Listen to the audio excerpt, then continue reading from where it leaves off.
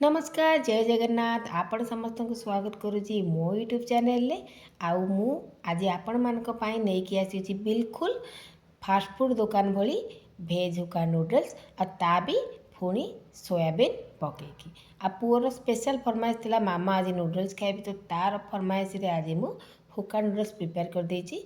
तो दयाकोरी वीडियो को शेष पर्यंत देखंतु आज मु ए हुक्का नूडल्स को किपरि प्रस्तुत करिछि। तेबे आउ डेरी न करी चलतु हुक्का नूडल्स बनवा स्टार्ट करवा। तो प्रथमे आपण मानक देखो हुक्का नूडल्स बनवाई मुझे नहीं जाइए नूडल्स ता सहित सब वेजिटेबल बंधा कोबी कैप्सिकम गाजर टमाटो आ पियाज ता सहित सोयाबीन ये सब को मुझे काटिकी नहीं जाइए ताकि पूरा पतला पतला कर काटिकी नहीं जाइए ता सहित नहीं जाइए लंका कंचा लंका को काटिकी नहीं जाइए आउ 2 कुला रसुण आ 1 इंच अदा ताकू चुन चुन काटिकी नहीं जाइए। एबे जेहेतु आम नूडल्स के सीझेबा से देखो मु गोटे बड़ पात्र रे पानी गरम कर नहीं पकई देती अल्प टिके तेल आउ अल्प टिके लुण तेल पकई द्वारा कौन हुए ना आम नूडल्स थी परस्पर सहित लगे ना तो सी पूरा खिला खिला ही बने। तो देखिपे एपटे अल्प टिके समय मु नूडल्स को सीझे सारापर जमी आम नूडल्स सीझीज आपड़ कौन करेंगे ना गरम पानी ढाली देवे ता सहित 2 ରୁ 3 थर ठंडा पानी धोईदेवे एमती गोटे छणारे छाणीदेवे जहाँ भी सब एक्सट्रा पानी थी से बाहर जीव। एपटे ताकू मु छाणी गोटे छणारे रखीदे नूडल्स को तापर एपटे गोटे मु लुहा कड़ी को गरम कर से पकई 2 चामच पाखापाखि तेल आ तेल रे एबे जो सोयाबीन को मु भिजेकी रखी मु ता भीतर पकई देछि आउ ताकू अल्प समय भाजी नहीं जेपरिक आम सोयाबीन कलर टिके चेंज हो जिवो।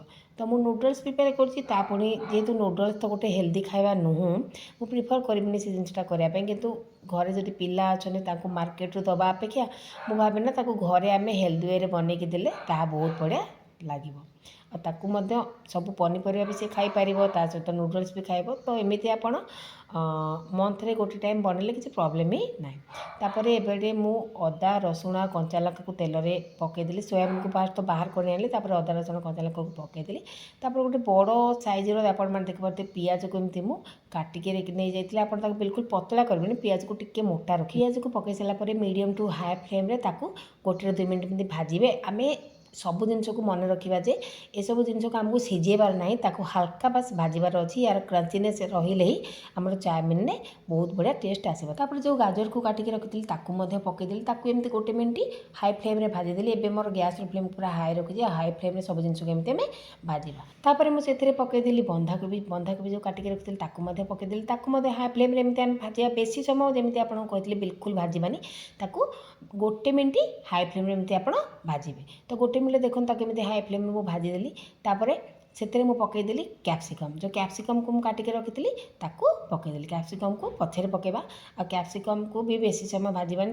हाई फ्लेम रे बस हाफ मिनट ही कुक करवा। तापर से पकईदेली जो मु टमाटो काटिक रखी पकईदेली ये सब जिनस को बस 1 मिनट हाई फ्लेम रे देखो मु भाजी नहीं सब जिनस को 1 मिनट हाई फ्लेम रे भाजी सारापर से पकई दी 1 चामचर गोलमरीच गुंड आ सब मन रखिए गोलमरीच गुंड बिल्कुल भी स्किप करेंगे। गोलमरीच गुंड पकड़ा द्वारा चाउमिन टेस्ट पूरा डबल हो जाए।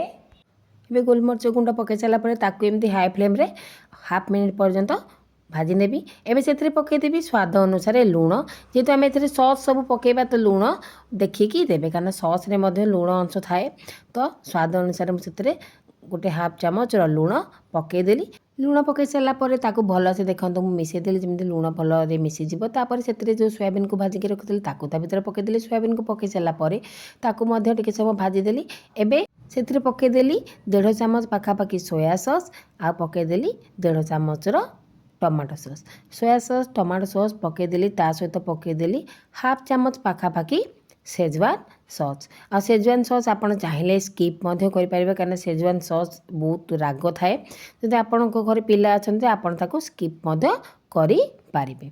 तो सबू सॉस को देखूँ एपटे पकई सारापर हाई फ्लेम रे सॉस को मुझे भल से भाजी नौची आमर पनीपरिया पूरा देखो सेमती गोटा गोटा ही रही बस हल्का से भाजी होती तार क्रंचीनेस पूरा बहुत बढ़िया अच्छी। एबे सब जिनस को देखो तो मिसई सारापर एबे से पकईदेली प्रथम रही सीझे रखि नूडल्स आ नूडल्स पकई सारापर पूरा भल से एमती मुझे मिसई नौची। आपण मैंने जो कि फास्टफुड स्टल को जाइए देखुवे से दीटा एमती चामच साहाय्य से केमी ऊपर तल करके चाउमिन को मिसई था। तो मुझे ठीक से हीपरी दुईटी स्पाटुला नहीं आसी आ सहित ताकू ऊपर तल सहित एमती देखो मुझे मिसई नौची जेपरिक सबू भेजिटेबल आमर चाउमिन भितर मिसी जीव।